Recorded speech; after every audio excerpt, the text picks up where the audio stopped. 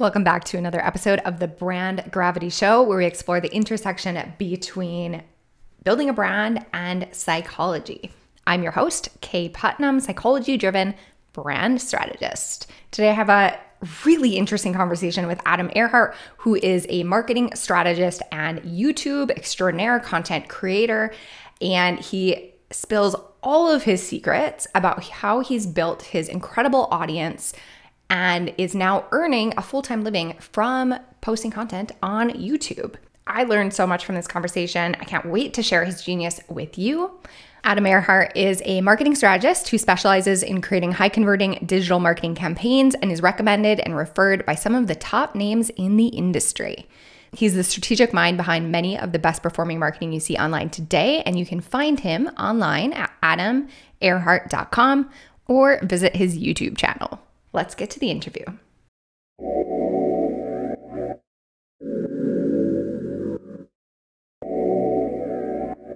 I'm so excited that we're doing this. Thank you so much for making the time. Pleasure, yeah. Yes, before we get too far in, for those humans who have not had the pleasure of meeting you, can you give us a quick introduction? Yes. So my name is Adam Erhart. I am a marketing strategist, is I guess the official title of it. And I tend to nerd out and geek out in all things marketing. So psychology and funnels and ads and copywriting, how it's structured, how it comes together.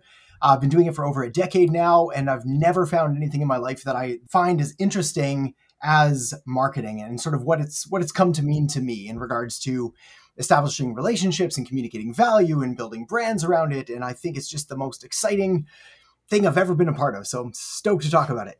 Same. I'm so excited for our conversation. So the thing that I have been admiring about you from afar is how amazing you are on YouTube. How long have you been focusing on YouTube? What has that journey looked like? Yeah, so YouTube now, I think, I'd have to check for sure, but I think it's like 6 years, 5 or 6 years. So yeah, it's been like crazy long. And the journey is nothing but ugly and chaotic. Like it's no beautiful story. It's like 5 years of pain and discomfort and judgment from family and friends. Not so much from the internet, but like everyone looking at you like you're crazy. But essentially the short version of the story is years ago, as we were looking at like the future of marketing and video.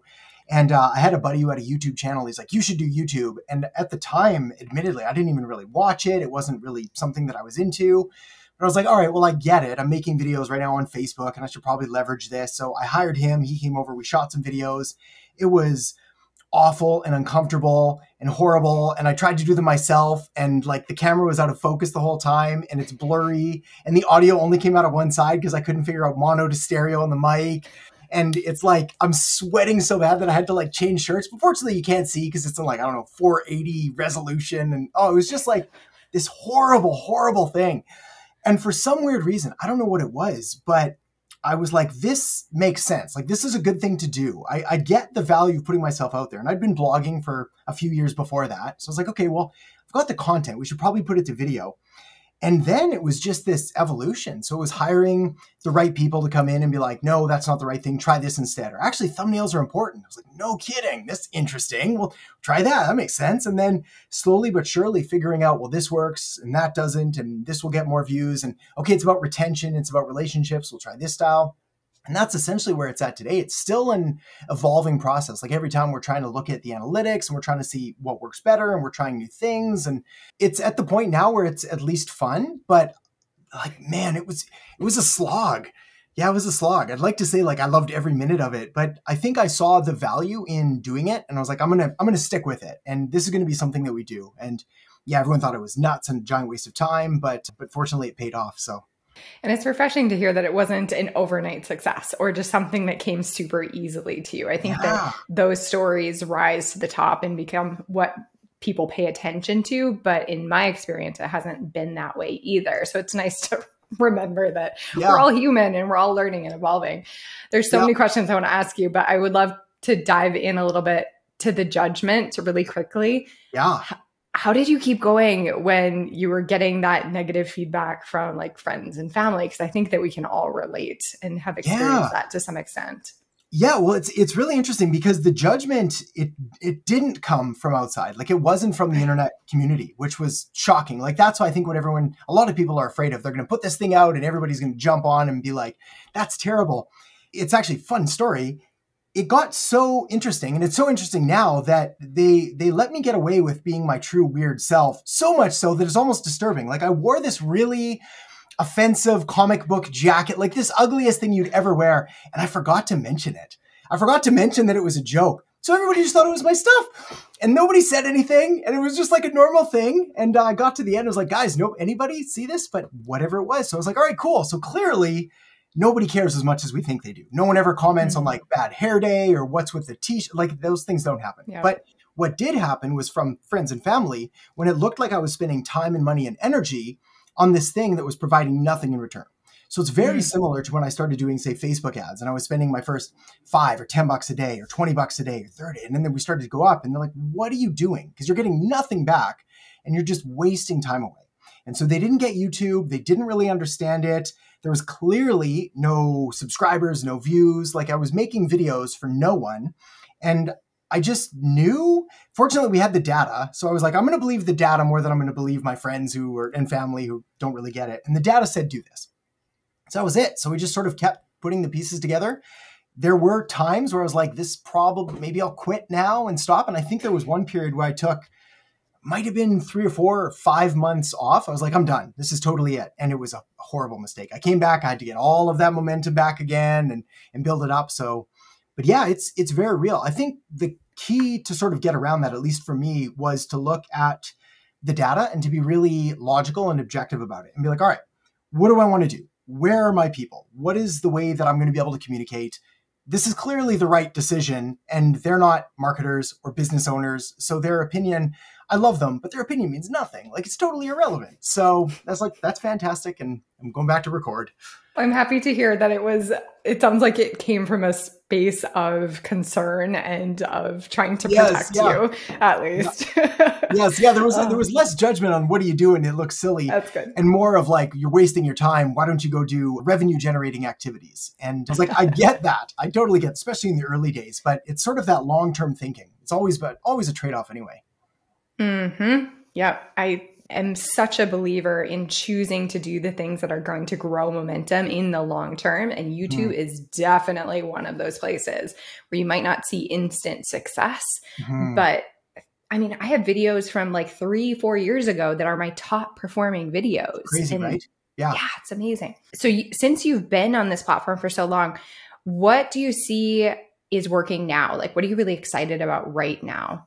Yeah. So what I'm excited about now is kind of the same things that I've been excited about since it started. So it's like there's tweaks and there's adjustments that we're making to the content and that. But the core premise of knowing your target market, making videos that they want to see, being very efficient with what you're saying and how you're saying it, letting your personality come through, being comfortable, like all of those things still apply. So I think where I'm most excited is that the potential for where we're at, and slightly biased, and I'm certainly on the inside of some of these circles, but where it's at right now, it's like, well, it's taking market share away from Netflix and Hulu and Amazon and streaming services. They've got massive growth plans. There's a lot of talk from people outside about, well, TikTok's taking over and this is happening. And that couldn't be further from the truth, because what ends up happening is you simply can't form the same relationship with someone in a 15-second clip or a 30-second clip than you can through a podcast and through a YouTube video and things like that. So what's happening is a lot of TikTok creators are coming over to YouTube and they're starting to realize I can't monetize there and the platform's not set up. So I don't know. I feel like we've got it's hard to predict the future, but like we've got another good 5 years at least, maybe 10, where this is still the dominant player in the space. And then we'll see. Like, I'm going to go wherever the audience goes and whatever they want, but there's no comparison there's simply no other competitor for online streaming video that is searchable, that has discovery, that has suggestions, that has a homepage. I mean, they've kind of got it all. As monopolistic as that is, and how, I guess, anti-capitalism, they've kind of got a stranglehold on it. So you might as well go where they are. 100%. And we have like a big daddy Google that is the owner of the platform. Driving the ship forward. Yes. And they're going to put everything they can to make that thing succeed. So it's like, it's in good hands. And their creator fund is good and their algorithms are good. Like it's it's a neat platform. So what's exciting is that you do need to evolve and you do need to change. So the content styles that are working shift around.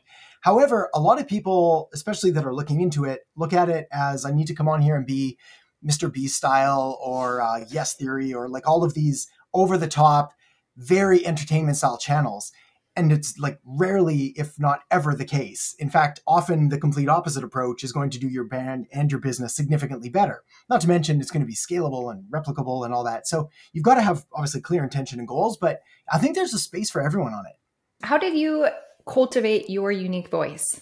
Yeah, probably practice, I guess. And yeah, I wish there was a good way. But I think we've got like 560 videos or something crazy. So it's like, we just make 560. So let me tell you how to be an overnight success in 6 years and 560 videos. It was just like, it was a combination of, I guess, just putting in the reps, but also really just being yourself and a little bit more of it. I think that was the thing is like at first, I was so guarded and structured. And you can see this as the brand evolves as well. It's like there's days I'm wearing like a suit and tie and I'm like super formal and buttoned up and the video tanks. I was like, that kind of makes sense. It's like, first of all, it's not really me. And second of all, it's not really my audience and what they're after. And then there's days where I'm either reading a teleprompter because I don't want to forget my lines and it comes off a little more robotic, even if you're experienced. And then there's days that you just, whatever, screw it, I'm going to record, we're hitting it, and those ones do fine. So I think it's kind of like this, however you can fast track the confidence to it, that's really the variable, is like this confidence to speak to this inanimate camera lens with no one looking back at you and finding the way to be comfortable enough with it. Do you have a trick where you're like imagining a specific person behind the lens, or do you have any advice? Yeah. So it's like, it's almost like that classic ideal customer avatar, right? It's like visualize them when you're doing your marketing. I used to more. So I used to try to imagine. I do that if I'm planning the video and then I'm kind of writing it out. So there's a couple things that you're not supposed to do that I kind of like to do. Now, one of them is a lot of people, they make this mistake. They're like, hey, everyone. Hey, guys. Hi, and this is never the case, right? It's always one person that's watching your video. So if anything, you should speak to one person. So I try, if I'm going to do that, I'll say, hey, my friend, or welcome, or whatever it is. But I always try to imagine like I'm speaking to a lot of people. And I find that it's easier for me to present like I'd be on stage, but a small group, than it is for me speaking to just one person because my energy is a little higher. I feel a little better. Again, I don't know if that's universally applicable. I'd say maybe imagine your best person, but put yourself in a spot that you're just like slightly beyond your comfort level and then deliver it at like 120% of your personality, a little more loud, a little faster, a little more like within reason, but I tend to have to tone it down a bit. But the same thing happens when you're getting photos of yourself taken, actually, with makeup and clothing. Like if you just wore what you wear normally on a day-to-day basis, it comes across really flat. And I think the same thing happens on video where your personality gets dampened. Yeah. Maybe just because we're so used to listening to these like really over the top personalities, but it is good practice to turn up the volume a little bit. And I think that advice to present a little bit because you don't want to sound like you're yelling at the camera. Yeah. Just screaming at everyone. Do marketing. Yeah. But yeah, just find a way to bring up your energy a little bit. Yeah, that's it. It's like, well, marketing is kind of a communication in general, but marketing is a transfer of energy. And so it's like, if you're sitting there and you don't believe in what you do and you don't really care, we know, we can tell. It's like, you're not fooling anybody. That none of this fake it till you make it stuff. It's like, we see right through it. On the other hand, if you're maybe a little amped up and you really believe in it and you're saying it with conviction, we can tell too. And we're willing to forgive ums and ahs and slips. And I recorded a video today and I kid you not, like the world's biggest spider came onto my desk. I don't know how it got into my office. Like it was huge. And normally we have them here around fall, but like this thing was crawling and I freaked out a little bit. I'm not super scared of spiders, but I don't love the big ones and they bite and they hurt. So anyway, I freaked out a bit. We got rid of it. All was well. But I talked to the editor after. I was like, all right, well, we'll leave some of that in there because that's like, maybe remove the part where I scream and like fall backwards or whatever. We'll establish some form of self-respect here. But yeah, it's like that's part of it. And that makes it more relatable. And like these things happen. And sometimes my kids will scream outside or like an alarm will go off or someone will interrupt. they're good as long as you care and it's in service of the audience. Where what they don't like is you're like, let me tell you all about me because I'm great and I have this story about this thing I wanted to do that you may or may not find valuable. It's like and you see a lot of that. Yeah, I even have to remind myself of this. It's like, we're not just teaching, we're in service of our audience. So it is absolutely valuable to be encouraging, to just pour into the person that's listening to the video. It's not just about like this strict, valuable lecture that we're giving to people. Yeah. And I think there's styles as well, right? It's like you'll do some lecture content and then one day you'll have an experience, you'll just tell a story and you'll find, okay, well, maybe this works with when I tie that in, and it constantly evolves. And what's interesting is as the channel grows and as you reach new people, the style has to evolve again, because it's like, okay, well, now we're hitting a broader audience and they may not have that understanding of this, or they may not know that inside joke or whatever it is. So it's an interesting balance. So I know that your publishing cadence is, well, it is impressive to me. It feels like you're publishing all of the time.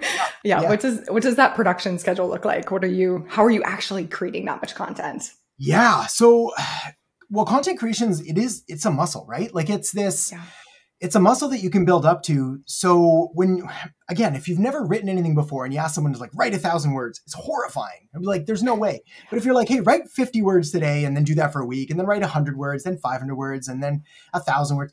So now it's I don't want to say it's easy, but it's relatively straightforward for me to write 1,500 to 2,000 words of content a day. So I can sit down and write and I can get everything out. And then what I'll do is I'll typically, it's a decent amount, but then like, again, 10 years later, right? Like that's a lot of stuff. So, and a lot of it has to do with consuming high quality content first. So it's like, I read a lot of books, talk to a lot of good people, have a lot of conversations. I don't sleep a lot. So it's like and my brain is always kind of hamster wheeling on these thoughts of like, well, what about this? What about that? Keep a journal, write down these notes, watch this YouTube video, listen to that podcast. So that makes it easy. And then once I've got the content, say roughly 2,000, what I'll do is I'll typically write it out, and I'll write it out word for word like I could read it, but I don't.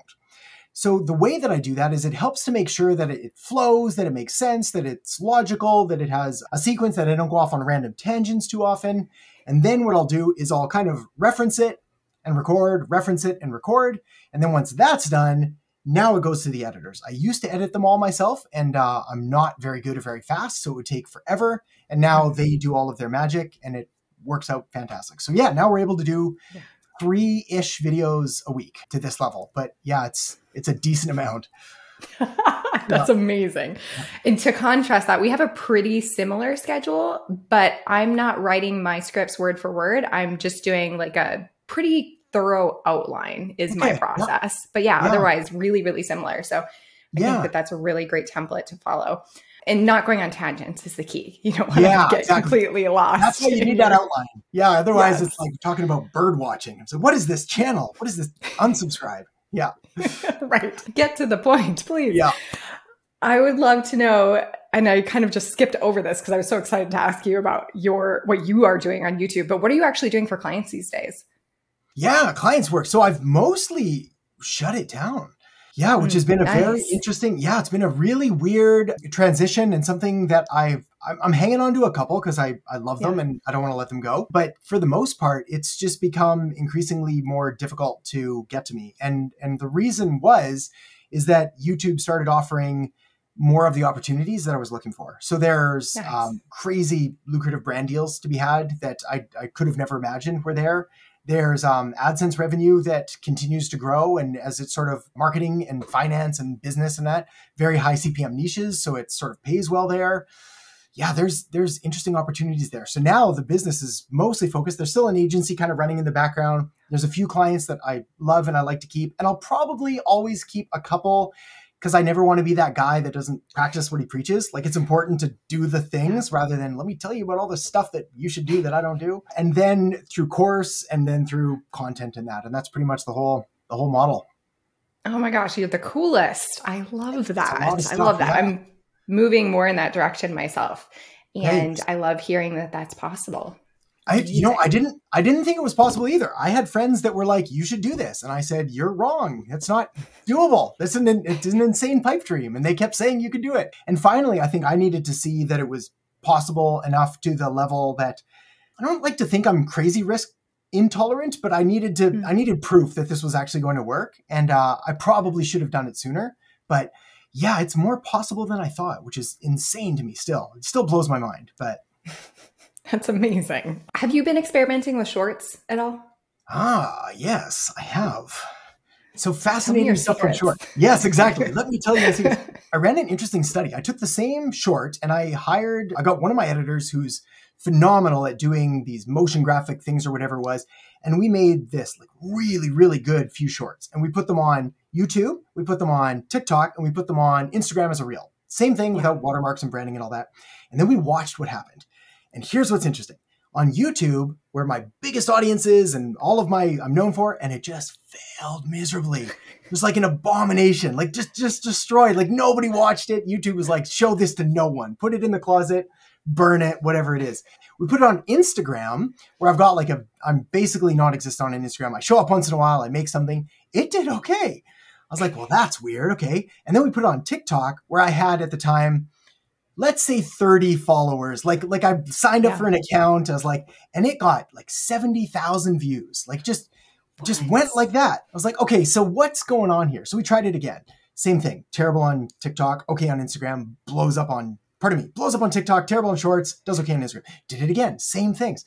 So I was like, all right, so this is weird. We're starting to see some stuff. Now here's what's been interesting. 70,000 views from TikTok. I don't know. They're worth about the same as 2,000 views on YouTube. It's a different market, in a different headspace, in a different mentality. The context is different, the way they engage with the content. So it's like, not to mention, I try to get to every comment on YouTube, and I for giggles, I looked through some of the comments on TikTok, and I was like, it's kind of a sewer. Like the stuff that was dumpster fire. Oh, it was just awful. I was like, guys, you shouldn't be writing this publicly. This is offensive. Like it was just, now, not all of them. Some of them were good, but like by the ratio, I mean, you see one of those in a blue moon on YouTube, and it was like, TikTok was a mess. Instagram, a few comments here and there. So long story short, the people that are thriving with YouTube Shorts right now, they're starting to question that strategy. And the reason is because YouTube has two different algorithms, for long form and for short form. A lot of people that are building massive audiences with short form video are bringing in those kind of viewers that are not translating to views on their long form content. You can have a short with 30 million views and you can make $7, 30 cents, 6 cents, no cents. You can have a long form video with 20,000 views and you could make a significant amount more from that. So it's like, it's a different beast. I think they've got some work to do to figure it out. I think right now still, if you've got the content, you can put it there anyway. Maybe I've stopped doing them, but only to focus more on long form. So fine, but not a replacement. And you're probably still better just to put them on TikTok and Instagram. Mm-hmm. Yep. Super validating. I have been doing a quick test, similar test. Yeah. And I haven't been doing like super high quality content, but just short form video content. And same thing. Well, I have stayed away from TikTok. I'm afraid of it. Right. So. Yeah. I don't blame you. It's not like, I don't think you need to be afraid of it, but it's like, I'm a really slow adopter with those. Cause I was like, prove it. And then I'm gonna go. Yeah. Like show me it's the way. And then I'm going to go and try and dominate it. But like, it's yet to prove itself to me. It's just not, I don't have enough case studies. We don't have enough friends in our circle that are like, my entire business is based off TikTok and it's great. And maybe one day they're experimenting with up to, I think, 10-minute length video. But again, we have to change the way that consumers engage with content because it'll still be vertical. There's something different. We're so used to, again, if we get back to like our roots and how we consume content, we're used to that TV. And then we're used to a movie theater. And it's like there's a completely different experience when you're viewing content horizontally versus vertically. It's like we know that this is better, more documentary style. It's like we've seen the news. We know that. It's like we don't get it in short form. We get funny dances and quote unquote vines and Snapchats and all of the old things. So yeah, we'll see if it changes. Super interesting. Yes. Yeah. And I mean, I feel like both on Instagram Reels and on TikTok, the habits of the users of those platforms is just that constant scroll. Like they're not looking for more information most often, or at least I haven't seen it yet, where those have translated into a bunch of other results for my business, unlike long form YouTube, which has been amazing. Yeah, super absolutely. Interesting. And we'll watch people as well. If you look at their user behavior on TikTok, and they're spending longer on the platform, but if you've ever, anybody that's listening that's done this, if you've ever kind of had like a TikTok session. And for me, knowing what I know, that is the one app that I can literally go like that. And then 5 minutes later, and I just come to, and I was like, what just happened? Like, what? I don't even know where I am. And I couldn't tell you anything that I just watched. Like maybe one skit, but like everything else is just noise. It's garbage. It's people doing funny things. It's jokes. And I can't say anything. So yeah, we'll see. Yeah. Yeah, I agree. I'm right there with you. What do you think is one or two things that people could do to really upgrade or elevate their long form YouTube content if they're interested? Yeah, I guess. Okay, so let me ask a question back. It's like, where are they now? Are they thinking of starting? Do they have something? Have they done it before? A lot of my students or clients have started with YouTube. They're interested in it. So they've created, 5, 10, 20 videos. Okay. But they're kind of getting stuck right there in that like beginning stage. So they're not seeing a ton of views yet. Yeah. And they haven't quite figured out their place on the platform yet. Okay, right on. So if we've got, let's say 20 videos, which is a nice start, because once you've got 20 videos kind of under your belt, I think the first thing is just make videos. Like, so if you're not there yet, you need videos because you can't analyze nothing. So it's like, we've got to figure out something. We need something to work with. We need the clay to mold. So if we've got 20 videos though, and we're kind of feeling like it's just not working, there's a lot of things that we can do. The first of which is to kind of realign our expectations with the platform. One of the big things for me is that YouTube made me a ton of money in the early years by getting clients. So it was clients for the agency, it was clients for consulting, it was clients for speaking gigs. It was none through AdSense, it was nothing through brand deals, none of that. But it was like, I'm making this content, I'm talking about the stuff, and people, they'll find you. And they'll find you shockingly well. It's like we'd like to think that we need to do multiple calls to action, and this is here. They will track you down. If they like what you have to say, it's been interesting. I removed a ton of calls to action. I removed a bunch of stuff, and people will still, they'll still find you. I had one, funny side story. I had a big brand reach out, and they sent me a message on Instagram, and I thought it was a scam, so I deleted it. So they sent it again. So I deleted it. So they sent it again. And I deleted it. And then finally, the owner of the company reached out on Instagram and like, Adam, we've been trying to get a hold of you for like a month. Is there any chance that you'll talk to us? And so I checked their profile and I was like, this is legit. I was like, what have I done? But it's like, the point is, they'll track you down. So it's like, you don't need to go say, do this. I mean, of course, we should have relevant calls to action. But long story short, I digress. So it's like, we've got to make the content. Then what we've got to do is we've got to commit to it long-term, and we have to make sure that it factors into our brand and our business plan and strategy. So it's like, okay, in the early days, I know I'm not going to make money from AdSense and that. And most people don't ever end up making a ton from it, but that's fine. You can still make 6, even 7 figures from your coaching and your business and your courses and things like that. So that's the strategy. That's where you have to send them. And then it kind of comes down to finding a way to be consistent, so that knowing that I need to do 1 to 2 videos a week at like a minimum. It's like, that's kind of what we're shooting for. And what do I need to do to make that happen? So is it the script that's tying me up? Is it the recording? Is it not knowing what to wear? Is it that I don't have a place to record in? Is it like, what is the obstacle? It's sort of that choke point. And then we have to overcome that. So again, theory of constraints, right? It's like, we've got to find the bottleneck and we have to remove it. And then once that's done, we'll find another one and so on. But once that's done, then it's just a question of, okay, well, why are other people successful and I'm not? And here's a tough pill to swallow. Back in the day, so I think I might have been around, it was around like 30,000, 40,000 subscribers. And I was like hitting this plateau, and people would comment on the videos and they'd be like, Adam, these are amazing. Why don't you have millions? This should be so much better. And I started to believe it. I was like, yeah, it's really good. Why are people watching this? And I was like, is it the algorithm? Does it hate me? Is this like, why is it? So I'd make more and people would say, this is so good. Why aren't more people seeing it?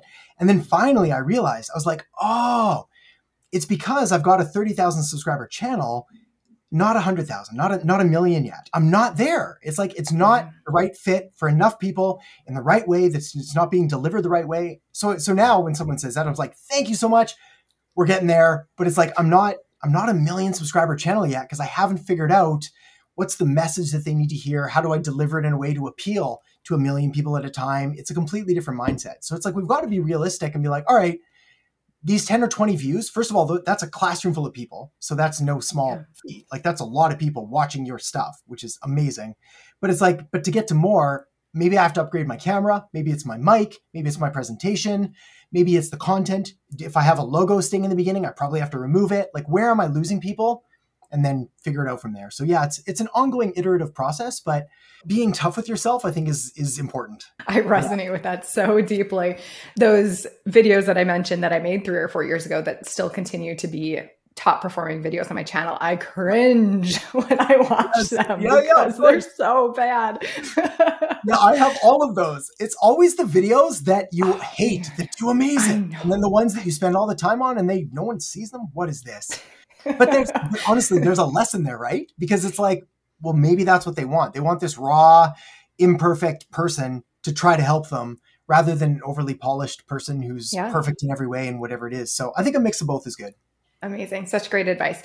Let's wrap up with 2 questions. First one being, how do you go about learning like new techniques or new strategies? Like, what's your learning strategy? You mentioned you love to read and listen to podcasts and do all of the things. But if you were to pick one of those things, what do you recommend? Ooh, if I had to pick one thing, my one thing would easily be books. And the reason is when you think about like reading a tweet or reading an Instagram caption or reading anything on social, the amount of time and energy that goes into creating it is nothing. It could be something someone's waiting in line at the grocery store. It could be good, but we'll see. A book took time and money and maybe 30, 50, 100 grand to write and to get an editor. It's been curated. It's got a table of contents. So I go to books first, but they don't provide tactics, leading edge stuff. So it's like for that, I'm gonna totally cheat this answer. Books is number 1. Number 2, I think you've got to have a network of people that are connected in the space. So what'll end up happening is we'll test a new strategy, or I'll do my test here with the shorts and the TikTok and the Instagram reels, and then I'll call a friend. I'll be like, hey, I just did this thing. Are you seeing it? And they'll be like, yeah, same thing for me. Or like, no, mine actually did okay here. And so you can get this feedback from others in the space. And that is how I can figure out, all right, well, where are we going? What's actually working? What are other people doing to be successful?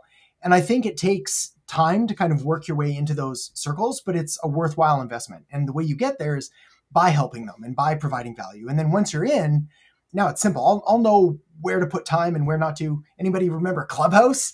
So I held off on that one for a while. I was like, we're gonna see how that pans out. And that turned out to be a good move based on the things that we were seeing from the network, where everybody else was quite gung-ho. So yep, same. Yeah, both of those things are amazing. I'm working on writing my first book right now, and it is so much work. It's crazy. So I've got one that's sitting in a desk that we'll see if it ever sees the light of day, because it's just insane, right? Like the amount of time, it's crazy. So good for you. Thank you. We'll see if it ever gets launched. Oh, it'll get published. You'll have to. Yeah, I'll buy the first one. Send them over. Yeah. Thank you. All right. Second question. If you could plant a seed, so like if you could embed some lesson in every person's mind that's watching this right now, what would you want people to know? Wow, that's a deep one. Let's keep it in the context of marketing, I think. I would say that you're rewarded in direct proportion to the value you provide. So the way to succeed is really to help more people with bigger problems. So it's like the sort of the old cliche is make $1 million. You either help 1 million people with a $1 problem, or you help one person with $1 million problem. And there's 1 million iterations of that along the way. But that's really it. If your focus is on solving problems, providing value, and helping people, it sounds so cheesy and so easy, but like that's been the strategy that's just paid off for me beyond my wildest dreams. It's like, what are the things that I'm good at, that I like, that I can help people with? And then how can I help people as much as possible, expecting little or nothing in return? And it always pays off. Like, sure, you're going to get a few people that'll take advantage here or there, but long term, I think that was a whole bunch of thoughts all at once, but it's, I stand by it. I love it. That long-term thinking again, or long-term investing in things that pay off in the long term pays off, especially when you've been doing this for a decade. Yes, there's lessons here, right? It compounds. Yes. It compounds. Yes. So I loved this conversation so much. Thank you for sharing your genius. Thank you for having me on. Yes, you're amazing. And where should people go, or what can they do? Where can they find you? Yeah, so the best place, shocker, right? Probably YouTube. Yeah, come to YouTube. Come say hi. If you type in marketing, you'll find me. If you type in Adam Ehrhart, you'll find me. Right now, I'm still still able to get to comments. I'm still trying to get to like 90% of the comments. So come say hi, leave a comment on any video, and I'll try to get back to it. Otherwise, you can find me at adamerhart.com, which is just the website. But the best free stuff is right there on YouTube. So good place to say hi. Amazing. And we'll link all of that in the show notes. Thank you, Adam. You're amazing. Oh, well, thanks so much for having me on, Kev. Really appreciate it. Thanks for tuning in to today's episode. I hope you got as much out of that conversation as I did. I was hanging on every word. Huge thanks to Adam for spending time with us. Definitely check out his YouTube channel and leave him a comment and see what he is doing over there, because he is truly a master of the platform. If you want to lean into more of what makes you amazing, whether that's on YouTube or otherwise, head over to my website, kputnam.com/quiz, and take the brand personality quiz. It'll help you identify your top brand archetype so that you can be more of yourself when you are showing up online, and no matter where that is. If you haven't yet, I would so appreciate it if you subscribed and rated and reviewed this show. This helps other smart entrepreneurs like you find us, learn from us, and grow their brands. I truly believe that entrepreneurs change the world with what they know. And it is my mission to help more people build authentic brands so that they can serve and impact the people that they are meant to serve. Thanks so much for helping me do that by recommending the show, taking a screenshot, tagging me on Instagram, and like I said, subscribing, rating, and reviewing. It helps so much. I'll see you guys next time.